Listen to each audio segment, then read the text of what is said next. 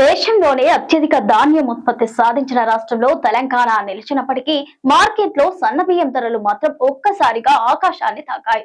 మిల్లర్లు, wholesale వ్యాపారులు సన్నబియ్యం నిల్వలను అక్రమంగా దాచిపెట్టి కృత్రిమ కొరత సృష్టించడమే దీనికి ప్రధాన కారణం.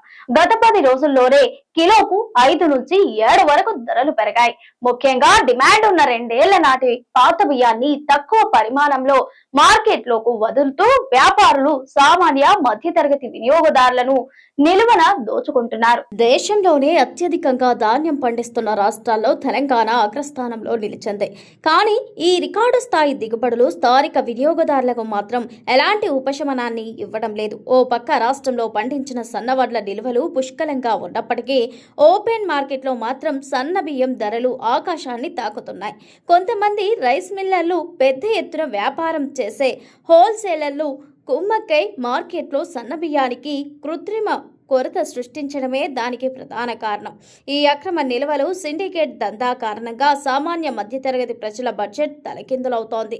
ట్రేడర్లు, రిటైల్ వ్యాపారులు చెప్పిన వివరాల ప్రకారం గత 10 రోజుల్లోనే వివిధ రకాల సన్నబియ్యం ధరలు కిలోకు 5 నుంచి 7 వరకు పెరిగాయి. మధ్యతరగతి ఇళ్లలో ఎక్కువగా ఉపయోగించే సాంబా మసూర్ రకం ధర నిన్న మొన్నటికి 62 ఉండగా అది ఇప్పుడు ఏకంగా 68కి చేరింది. మార్కెట్లో అత్యధిక డిమాండ్ ఉన్న 2 ఏళ్ల నాటి పాత బియ్యం నిల్వలను మిల్లర్లు గోడాన్లలో తొక్కిపెట్టారని, వాటిని హోల్సేల్ డీలర్లు, రిటైల్ ఏజెంట్ల ద్వారా అత్యధిక ధరలకు విక్రయిస్తూ భారీగా లాభాలు గడిస్తున్నారని తెలుస్తోంది. డిమాండ్ ఎక్కువగా ఉన్న రకాలను మాత్రమే టార్గెట్ చేసి ఈ కృత్రిమ కొరతను సృష్టిస్తున్నారు. తెలంగాణ రాష్ట్రంలో ఏటా దాదాపు 60 లక్షల మెట్రిక్ టన్నుల సన్న రకం ధాన్యాన్ని ప్రభుత్వ వివిధ సంస్థలు సేకరిస్తున్నాయి.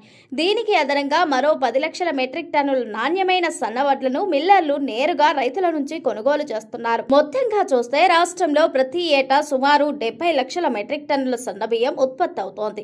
ఇంత భారీ స్థాయిలో ఉత్పత్తి జరుగుతున్నప్పటికీ మార్కెట్లో కొరత ఏర్పడటం వెనుక పెద్ద స్కామ్ ఉందనే అనుమానాలు వ్యక్తమవుతున్నాయి. పౌర సరఫరాల శాఖ అధికారులు చెప్పిన వివరాల ప్రకారం పేద, దిగువ మధ్యతరగతి వర్గాల నుంచి సంపన్నుల వరకు అందరూ రోజువారీ ఆహార అవసరాల కోసం సన్నబియ్యాన్నే ఇష్టపడుతుండటంతో వీటికి డిమాండ్ విపరీతంగా పెరిగింది.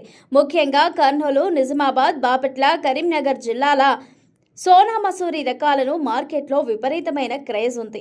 సన్నబియ్యం పోషక విలువలతో కూడిన ముఖ్యమైన ఆహారం కావడంతో రాష్ట్ర ప్రభుత్వం వైట్ రేషన్ కార్డు కలిగిన పేద కుటుంబాలకు రేషన్ దుకాణాల ద్వారా సబ్సిడీ ధరలకే సరఫరా చేస్తోంది.